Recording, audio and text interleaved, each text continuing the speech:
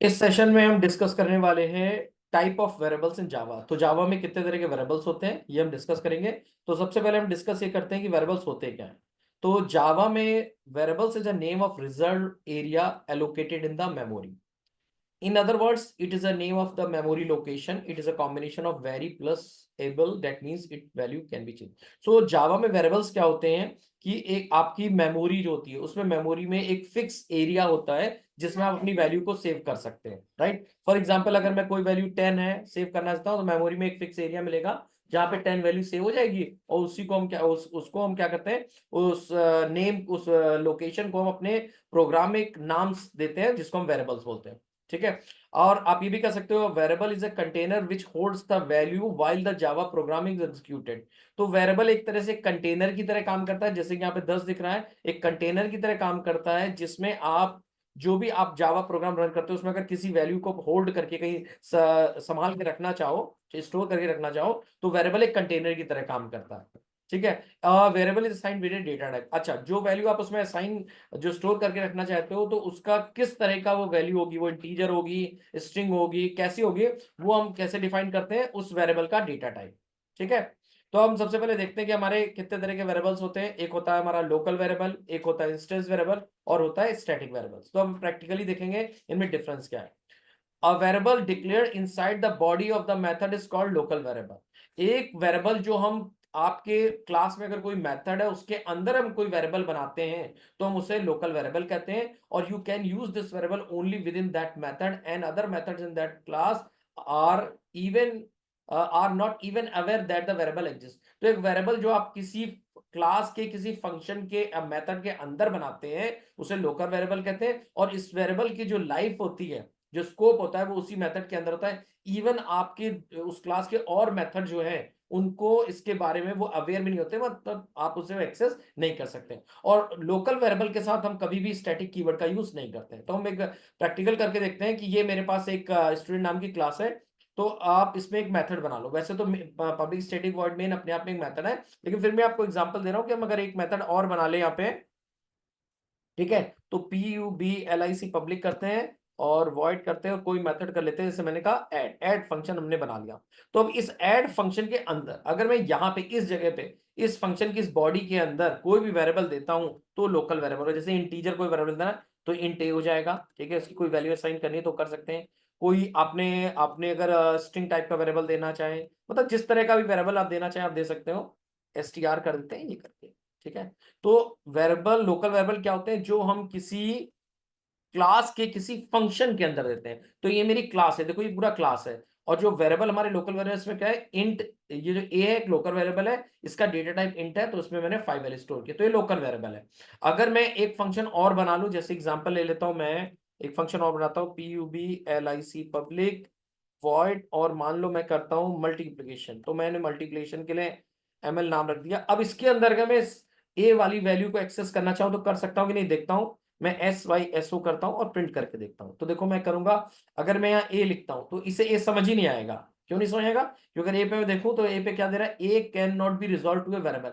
क्योंकि जो a variable है, जो ए वेरिएबल है, ये एक लोकल वेरिएबल है और उसका स्कोप क्या है, इस बॉडी के अंदर। इस बॉडी के अंदर स्कोप है, इसके बाहर इसका कोई भी एग्जिस्ट नहीं। इवन आप मल्टीप्लिकेशन नाम का जो फंक्शन है वो जानता भी नहीं ए नाम का कोई वेरिएबल है, ये देखो। ऐसे ही अगर मैं मल्टीप्लिकेशन के अंदर कोई वेरिएबल बना लूं, जैसे इंट बी कर दूं। ठीक है, तो इसके अंदर इंट बी कर दिया, कोई वेरिएबल कोई वैल्यू बना दी। अब देखो अगर मैं यहाँ पे बी कर देता हूं तो इसे प्रॉब्लम नहीं आएगी। देखो बी प्रोग्राम आराम से चलेगा, प्रिंट हो जाएगा।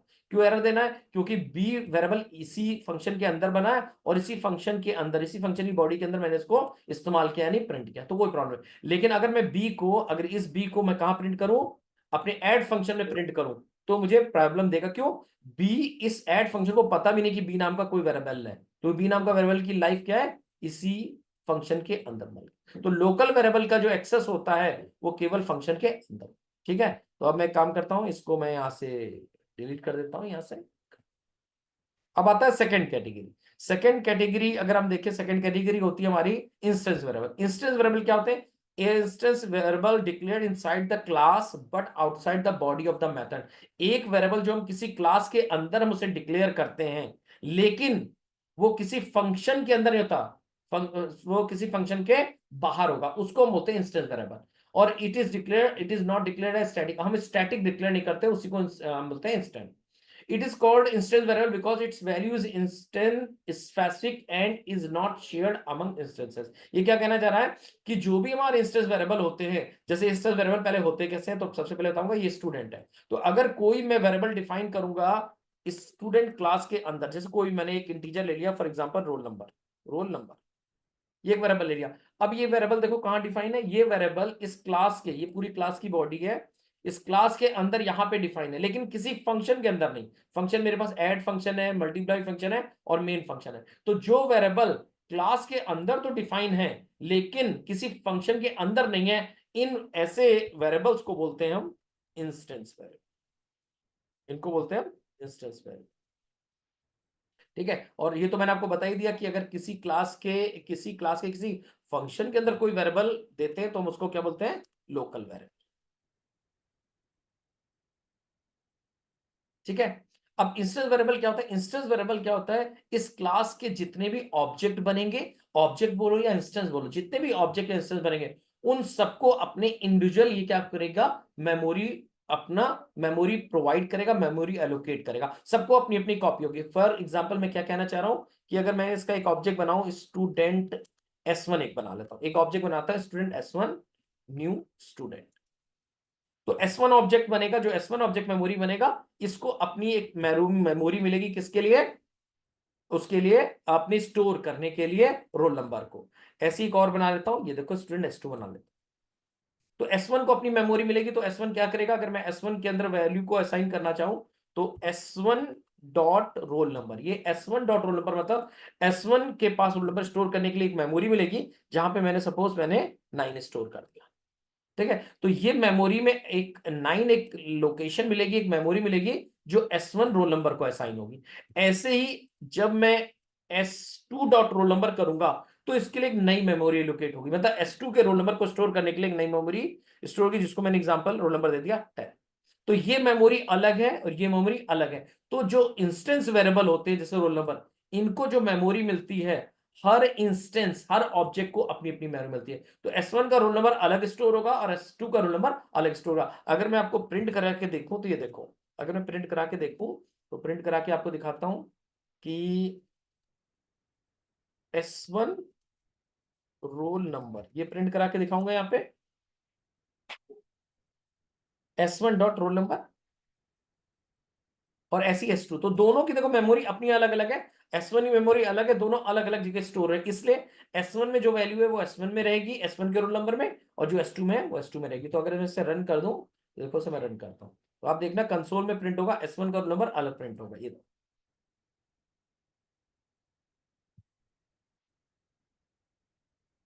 ठीक है। अब देखो S1 का रोल नंबर ये प्रिंट हो रहा है 9, S2 का हो रहा है 10। अगर मान लो मैं किसी वैल्यू में चेंज करता हूं, फॉर एग्जांपल मैं यहां पे जाके S1 की वैल्यू फिर से चेंज कर देता हूं, S1 डॉट रोल नंबर कर देता हूं।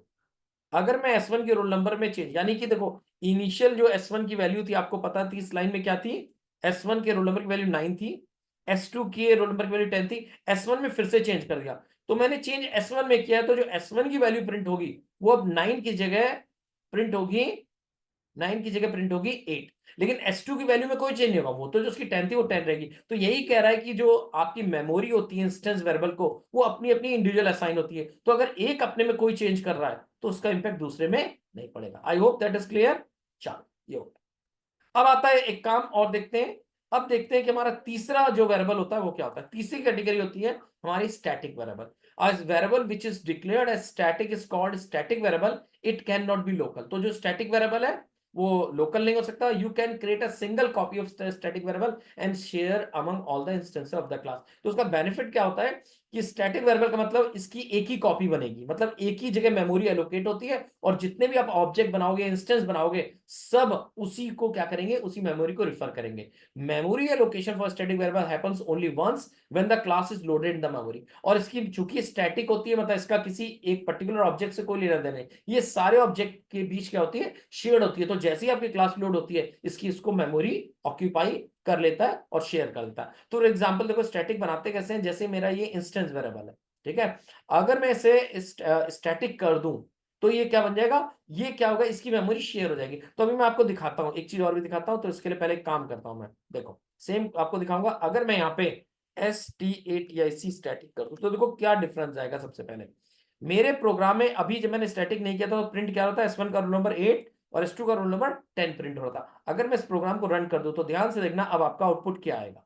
ये देखो 8 और 10 आता है, कुछ और आता है, दोनों का आंसर 10 आ रहा है। क्यों आ रहा है, अब ये मेरी जो प्रॉपर्टी रोल नंबर है ये क्या बन गई है, इंस्टेंस वेरिएबल नहीं, स्टैटिक कीवर्ड डालते ही ये बन गई है स्टैटिक वेरिएबल। तो इस ये जो मेमोरी असाइन होगी, एलोकेट होगी मेमोरी, ये एक शेयर्ड लोकेशन पे होगी। मतलब जितने भी ऑब्जेक्ट बनेंगे उनको सेम मेमोरी की लोकेशन या जगह मिलेगी और वो सेम पे ही काम करेंगे। तो जब ये लाइन चलेगी तो S1 डॉट रोल नंबर 9 क्या करेगा, एक मेमोरी जो शेयर्ड लोकेशन इसको मिली है उस शेयर लोकेशन पे S1 ने रोल नंबर की वैल्यू 9 कर दी। अब रोल नंबर की प्रॉपर्टी मैंने बोला शेयर दो, S1 जिस जगह पे 9 सेव कर रहा है आगे जाके S2 को भी जो मेमोरी मिली है वो सेम मिली है, तो S2 ने रोल नंबर की वैल्यू को क्या कर दिया 10। तो इस समय रोल नंबर S1 के लिए, S2 के लिए या कोई भी नया ऑब्जेक्ट बने। अब देखो अगर मैं एक नया ऑब्जेक्ट आपके लिए और बनाता हूं, फॉर एग्जांपल वेरी इंटरेस्टिंग चीज देखो, मैंने एक रोल नंबर एक और बनाया, ठीक है, यहाँ पे और बनाया S3। अब S3 मैंने बनाया और S3 के मैंने क्या रोल नंबर की कोई प्रॉपर्टी सेट की नहीं, लेकिन चूंकि रोल नंबर सबके लिए शेयर्ड है तो S2 को भी अगर मैं प्रिंट करूं, मैंने कोई वैल्यू असाइन नहीं की लेकिन जो वैल्यू इसमें पड़ी है ये सबके लिए क्या है, शेयर। तो अगर मैं S3 का रोल नंबर ही प्रिंट करूं तो भी क्या प्रिंट होगा, जो कि इसका लास्ट अपडेटेड है। तो देखो अगर मैं S3 प्रिंट कराऊं, S3 और S3 डॉट रोल नंबर, तो ये वैल्यू पर क्या प्रिंट होगी, जैसी का ऑब्जेक्ट बना इसे शेयर लोकेशन मिलेगी रोल नंबर की, तो रोल नंबर की लास्ट वैल्यू 10 है तो इसे 10 मिलेगी। अब आपको मैं प्रोग्राम रन करके दिखाता हूं तो देखना ये वैल्यू से, ये देखो, तो S3 के रोल नंबर की वैल्यू भी क्या प्रिंट होगी 10, क्योंकि ये शेयर्ड है। तो इसमें क्या होता है, ये प्रॉपर्टी अगर मैं स्टैटिक दे दूंगा तो ये हर ऑब्जेक्ट को वो प्रॉपर्टी सबके लिए अलग अलग नहीं होगी, एक ही कॉमन लोकेशन होगी और वो सबको शेयर होगी। तो इसलिए कहा भी जाता है कि जो भी स्टैटिक आपको होते हैं उनके लिए कहा जाता है कि आप S1 S2 इसका इस्तेमाल मत करो, मत करो, मतलब एक्सेस करने के लिए। आप करना चाहो तो कर लो, लेकिन आप देख रहे होगे यहाँ पे दे रहा है कि the static field student roll number should be accessed in a static way, मतलब वो रिकमेंड करता है चूंकि इसका किसी पर्टिकुलर ऑब्जेक्ट से कुछ लेना देना नहीं है, इस ये तो सब हर ऑब्जेक्ट इंस्टेंस की भी शेयर्ड होती है। तो यहाँ पे वो कह रहा है कि इसको हमेशा क्या करो, आप हमेशा एक्सेस करते वक्त क्लास का नाम लिखो, ये देखो, ठीक है। तो आप देखो अगर आप देना चाहो तो दोनों में फर्क नहीं पड़ेगा केवल, लेकिन इसको देने का सही तरीका। अब यहाँ पे देखो मैं एक्सेस करते वक्त यहाँ पे ये दे देता हूँ, कहीं पे मैं स्टूडेंट दे देता हूं, जैसे यहाँ पे असाइन करते वक्त मैंने ये दे दिया क्लास का नाम। तो बेस्ट वे क्या है, यहाँ पे देखो आपका एक अलर्ट आ रहा है कि ऐसा नहीं करना चाहिए कि इंस्टेंस का नाम दो आपको, लेकिन आउटपुट में कोई फर्क नहीं आएगा। S1 रोल नंबर मैंने 9 किया, यहाँ पे स्टूडेंट का रोल नंबर करके दे दिया, क्योंकि मेमोरी तो क्या है सबकी सेम है। अगर मैं आंसर फिर से प्रिंट करूंगा तो देखो सबका आंसर आपको फिर से सेम आएगा। तो एक करने का तरीका है कि जो भी आपकी स्टैटिक वेरिएबल्स होते हैं उनके लिए क्लास नेम का इस्तेमाल करना चाहिए उनको एक्सेस करने के लिए, क्योंकि ये सारे जितने भी आपके ऑब्जेक्ट बनते हैं उनके लिए क्या होती है, शेयर्ड होती है। तो आई होप आपको समझ में आ गया होगा कि लोकल वेरिएबल, इंस्टेंस वेरिएबल और स्टैटिक वेरिएबल में क्या डिफरेंस होता है। अगर आपका अब भी कोई डाउट है तो आप मुझे कमेंट में लिख सकते हो। Thank you.